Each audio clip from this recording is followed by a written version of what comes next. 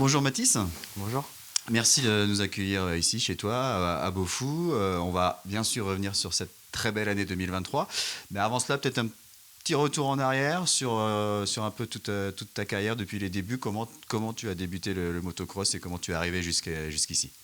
Ouais, donc merci à vous aussi de venir ici. On a déjà fait pas mal d'émissions. Donc moi, j'ai commencé la moto à 2 ans, assez jeune quand même. Ensuite, j'ai beaucoup monté dans les catégories, dans pas mal de choses comme ça. Donc ça a été intéressant. J'ai fait championnat de Bretagne, après je suis monté en championnat de France, championnat d'Europe et ainsi de suite. Ça a suivi et cette année, on a fait une grosse saison, donc que du positif.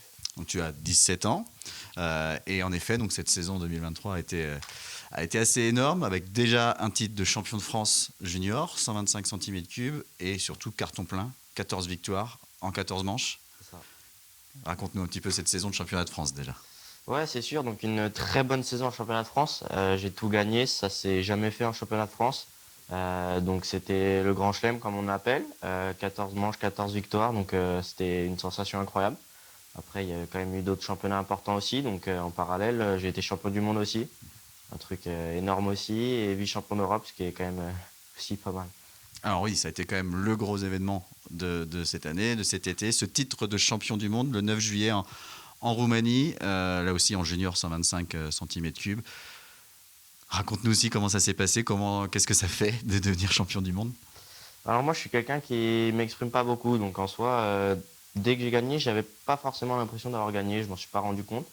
J'ai quand même fait 2 belles manches. La première manche, j'ai gagné avec pas mal d'avance. La deuxième manche, un peu plus compliquée. J'ai géré. Je savais que j'allais être champion du monde, donc on a géré avec Valentin, avec toute l'équipe. Une sensation incroyable. Les interviews en anglais, pas mal de choses comme ça. Ça fait un peu bizarre au début.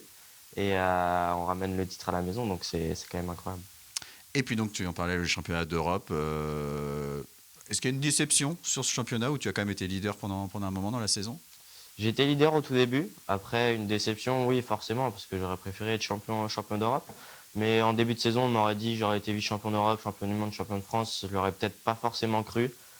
J'ai fait quand même pas mal d'erreurs au championnat d'Europe. C'est comme ça a été une année. Ça m'a appris pas mal de choses pour la suite. Donc, quand même une bonne saison et je suis quand même content de ce qu'on a accompli avec le team, avec tout le monde. Donc avec le team 737 Performance de Valentin Teillet que tu as quitté. On y reviendra dans quelques instants. On va parler de l'avenir et de la nouvelle équipe dans quelques instants. Mais pour rester sur cette année 2023, comment t'expliques justement cette progression, ces résultats? C'est dû à quoi? Ça ressemble à quoi ton année en termes d'entraînement, d'implication dans ce sport? Ben, ça a commencé cet hiver déjà. Je me suis pas blessé, donc point positif. Ensuite, on a beaucoup bossé, on a doublé la mise. On bossait pour être champion d'Europe, donc forcément beaucoup plus de voyages. Je suis parti en Espagne presque 2 mois pendant l'hiver.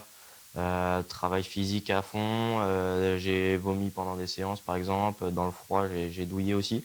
Donc le travail était complètement différent des autres années qu'on a pu suivre avec Valentin. Et c'était un énorme travail et ça a payé hein, avec la saison que j'ai faite, donc on a été content. Tu étais ou tu es, je ne sais pas, en école de mécanique. Comment on allie les études et un rythme comme ça d'entraînement, de compétition aussi intense? Alors j'ai essayé de suivre les études jusqu'à présent. Ça a été un peu compliqué. J'ai dû me stopper un peu en janvier. C'était un accord vu avec l'école, trop compliqué. Je suis parti pendant presque 2 mois en Espagne et tout. C'est quand même très compliqué. Après, maintenant, je peux en vivre de mon métier, donc je vais en profiter à fond. Et si jamais la moto ça s'arrête, bah, on verra par la suite et je pourrai reprendre mes études. Parce que là maintenant, on passe professionnel, donc c'est-à-dire que ça va être 100% moto pour toi maintenant. C'est ça, donc l'aventure se termine avec Valentin pour ces 4 ans qu'on a passés ensemble. Je le remercie d'ailleurs. Ensuite, du coup, j'ai signé chez Bud Racing, donc une nouvelle équipe. Tout va changer. Je vais déménager dans les Landes. Je vais passer professionnel, donc ça va être mon métier à plein temps et normalement, ça devrait être pas mal. Et changement de catégorie également? Changement de catégorie aussi, je passe en 250, donc avec les plus grands. Ça va être du gros changement et on espère que ça va mettre du gaz. Comment ça s'est fait ce changement d'équipe? Est-ce que du coup, j'imagine que ces résultats ont fait que les gens t'ont sollicité, des équipes sont venues vers toi? Comment ça s'est passé? Ouais, c'est ça. Donc en fait, ça s'est fait très rapidement en début de saison. Donc il y a un team qui a contacté Valentin, un team français, donc Bud Racing. Ils ont contacté Valentin, ça s'est fait un peu avec Valentin. Ils m'ont proposé un contrat, on a vu avec Valentin. c'était le mieux pour moi, donc on a signé, on a décidé de signer. C'était en accord aussi avec Valentin, donc Valentin ne pouvait pas me proposer mieux que ce qu'il me proposait, et donc on a décidé de partir et c'était un accord. Et alors, à quoi tu t'attends dans cette nouvelle équipe? Qu'est-ce qui te plaît dans cette nouvelle équipe? Bah, déjà, je vais déménager, donc je vais un peu me démerder seul, on va dire. Et moi, j'étais prêt à partir, j'avais envie de partir, donc je pense que ça va me faire du bien. Aussi, bah, ça va être un grand changement. Je vais avoir l'aide de pas mal de personnes, par exemple Kawasaki, donc la marque dans laquelle je vais rouler, Bud Racing. Enfin, je vais être comme un pilote usine, donc ça va être mieux que ce que j'avais, quoi. Pour revenir sur ces 4 ans avec le team de Valentin Tellier, 737 performances, qu'est-ce que tu peux en dire? Qu'est-ce que tu retiens de ces 4 ans? Bah, je retiens que j'ai commencé vraiment très bas et Valentin m'a ramené vraiment haut, bah, champion du monde. On a beaucoup progressé mentalement, on a fait pas mal de boulot comme ça. Je retiens pas mal de choses. Toutes mes années avec lui m'ont fait de l'expérience et je sais très bien que ça va me servir pour les autres années. Donc, je suis content du travail qu'on a fait avec Valentin, de tout le monde qui nous ont suivis aussi et je ne saurais jamais comment le remercier, quoi. Là, on passe à une étape supérieure, professionnelle, une nouvelle équipe. À plus long terme, comment tu vois l'avenir? Qu'est-ce que tu as comme objectif? Je crois qu'il y a les États-Unis qui t'attirent. Ouais, alors faut savoir qu'aux États-Unis, bah, c'est un peu comme le foot ici. Donc les États-Unis, la motocross, c'est un truc très très réputé, très médiatisé et c'est là où tu gagnes le plus ta vie dans le monde du motocross. Donc c'est quelque chose qui m'intéresse beaucoup. Il y a aussi pas mal de supercross.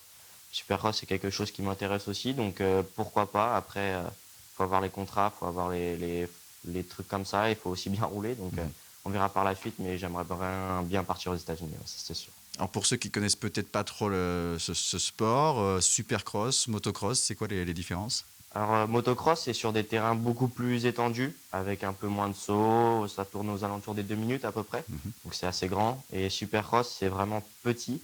Donc, tu es plus aux alentours des 1 minute à peu près. Et c'est que des sauts, c'est rythmé. Tu peux aussi les avoir en indoor, comme par exemple le supercross de Paris qui est en France. Et c'est dans un stade, en fait, dans le Stade de France. Donc, c'est pas mal de choses comme ça. À quoi va ressembler la préparation de cet hiver? Franchement, je sais pas trop. Là, j'ai repris l'entraînement juste cette semaine en plus, j'étais en pause. Il m'a donné un petit programme pour la reprise, donc ça va, c'est assez cool. Mais je sais pas trop. On m'a dit qu'on allait beaucoup partir. Je dois peut-être partir aux États-Unis du coup.